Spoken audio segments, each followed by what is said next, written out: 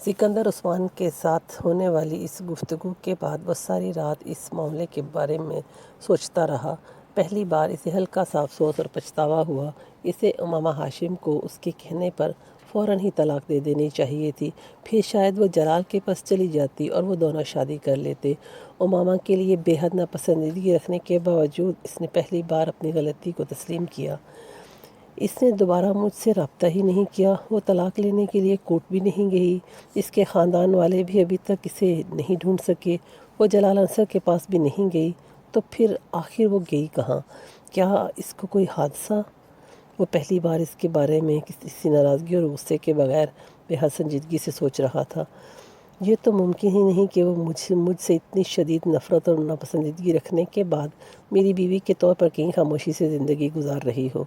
پھر آخر کیا وجہ ہے کہ امامہ کسی کے ساتھ بھی رابطے میں نہیں آئی اب تک، جب 1 سال سے زیادہ عرصہ گزر گیا ہے؟ کیا وہ واقعی کسی حادثے کا شکار ہو گئی ہے؟ کیا حادثہ پیش آ سکتا ہے اسے؟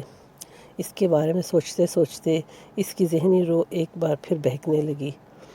اگر کوئی حادثہ پیش آ بھی گیا تو میں کیا کروں؟ وہ میرے اپنے رزق پر گھر سے نکلی تھی، اور حادثہ تو کسی کو کسی وقت بھی پیش آ سکتا ہے۔ پھر مجھے اس کے بارے میں اتنا فکر مند ہونے کی ضرورت نہیں۔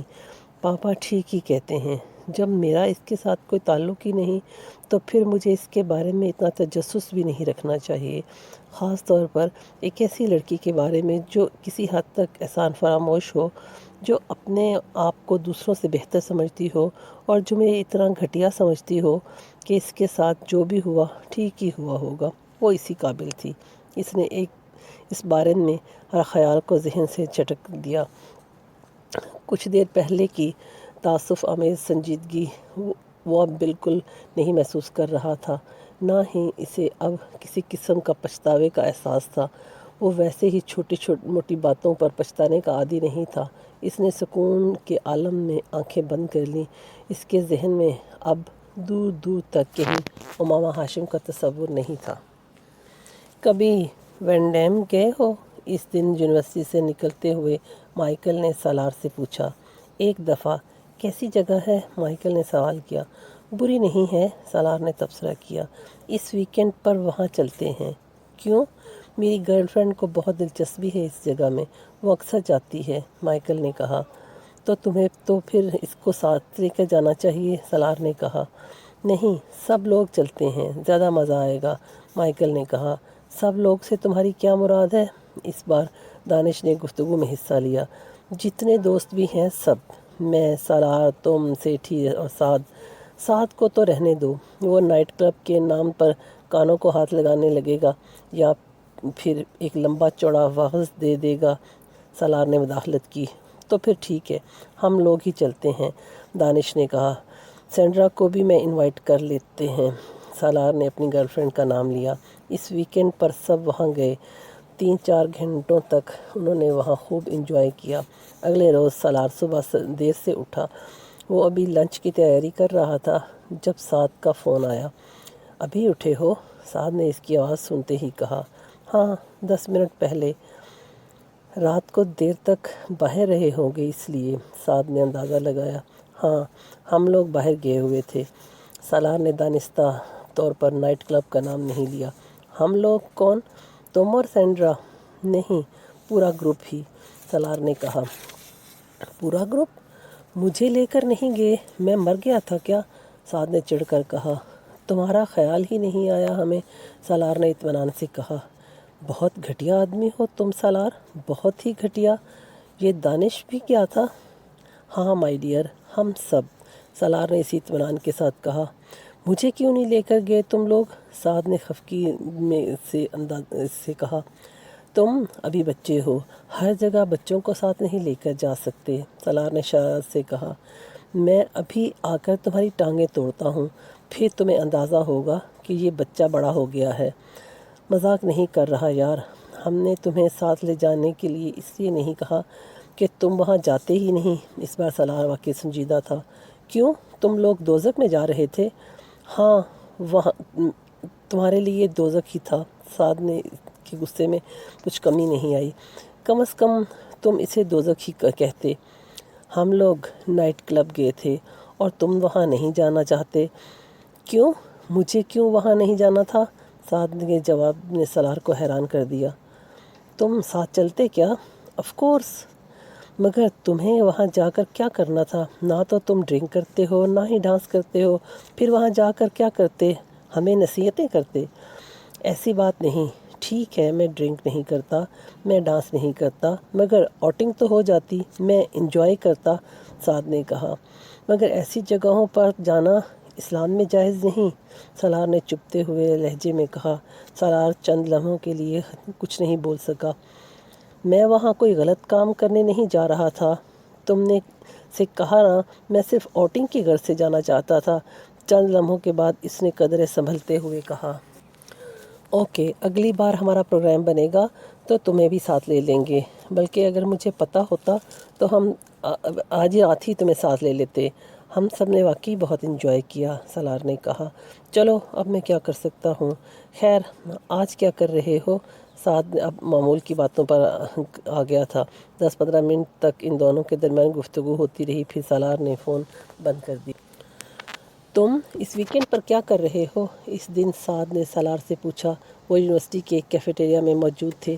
میں اس ویکینڈ پر نیو یارک جا رہا ہوں سینڈرا کے ساتھ، سالار نے اپنا پروگرام بتایا۔ کیوں؟ سعد نے پوچھا۔ اس کے بھائی کی شادی ہے، مجھے انوائٹ کیا ہے اس نے۔ واپس کب آؤ گے؟ اتوار کی رات کو۔ تم ایسا کرو، اپنے اپارٹمنٹ کی چابی مجھے دے جانا، میں 2 دن تمہارے اپارٹمنٹ میں گزاروں گا۔ کچھ اسائنمنٹ ہیں جو مجھے تیار کرنی ہیں، اور اس ویکینڈ پر وہ چاروں بھی گھر میں ہی ہوں گے، وہاں بڑا رش ہوگا۔ میں تمہارے اپارٹمنٹ میں اطمینان کے ساتھ پڑھ لوں گا اور اسائنمنٹ بنا لوں گا، سعد نے کہا۔ اوکے، تم میرے اپارٹمنٹ میں رہ لینا، سعد نے اس سے کہا۔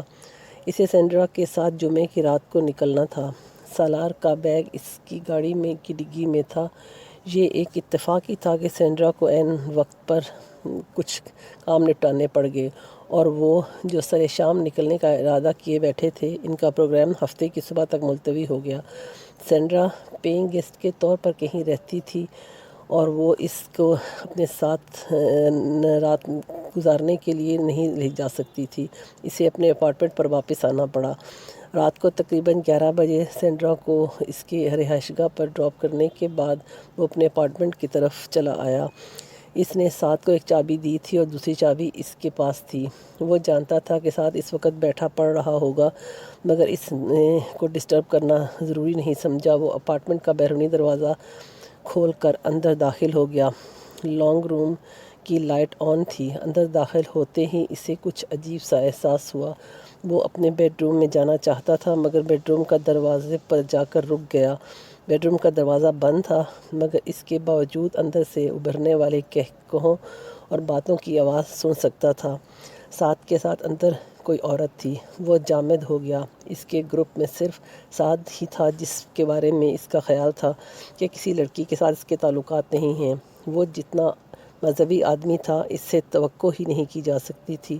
وہ اندر داخل نہیں ہوا، قدرے بے یقینی سے واپس مڑ گیا، اور تب اس کی نظر لانگ روم کے ٹیبل پر رکھی بوتل اور گلاس پر پڑی۔ وہاں سے کچن کاؤنٹر جہاں پر کھانے کے برتن ابھی تک پڑے تھے، وہ مزید وہاں رکے بغیر اسی خاموشی کے ساتھ وہاں سے نکل آیا۔ اس کے لیے یہ بات ناقابل یقین تھی کہ سعد وہاں کسی لڑکی کے ساتھ رہنے کے لیے آیا تھا۔ بالکل ناقابل یقین۔ جو شخص حرام گوشت نہ کھاتا ہو، شراب نہ پیتا ہو، 5 وقت کی نماز پڑھتا ہو، ہر وقت اسلام کی باتیں کرتا ہو، دوسروں کو اسلام کی تبلیغ کرتا ہو، وہ کسی لڑکی کے ساتھ؟ اپارٹمنٹ کے دروازے کو باہر سے بند کرتے ہوئے وہ اسی طرح شوق کے عالم میں تھا۔ بوتل اور گلاس تو یہی ظاہر کر رہے تھے کہ اس نے پی بھی ہوگی، اور شاید کھانا وغیرہ بھی کھایا ہوگا، اسی فریج اور کچن میں جہاں کا وہ پانی بھی پینے کے لیے تیار نہیں تھا۔ اسے ہنسی آ رہی تھی۔ جو اپنے آپ کو اتنا اچھا اور سچا مسلمان ظاہر کرنے یا بننے کی کوشش کرتا دکھائی دیتا تھا، وہ اتنا بڑا فراڈ ہوتا ہے۔ ایک یہ شخص تھا جو یوں ظاہر کرتا ہے کہ جیسے پورے امریکہ میں ایک ہی مسلمان ہے، اور ایک وہ لڑکی تھی امامہ جو ٹینٹ جتنی بڑی چادر اوڑھتی تھی، اور کردار اس کا یہ تھا کہ ایک لڑکے کے لیے گھر سے بھاگ گئی تھی، اور بنتے پھرتے ہیں سچے مسلمان۔ نیچے اپنی گاڑی میں آ کر بیٹھتے ہوئے اس نے کچھ تنفر سے سوچا، منافقت اور جھوٹ کی حد تو ان پر ختم ہو جاتی ہے۔ وہ گاڑی پارکنگ سے نکالتے ہوئے بڑبڑا رہا تھا۔ اس وقت وہ سینڈرا کے پاس نہیں جا سکتا تھا۔ اس نے دانش کے پاس جانے کا فیصلہ کیا۔ وہ اسے دیکھ کر حیران رہ گیا۔ سالار نے بہانہ بنا دیا کہ وہ بور ہو رہا تھا، اس لیے اس نے دانش کے پاس آنے اور رات وہاں گزارنے کا فیصلہ کیا، تو دانش مطمئن ہو گیا۔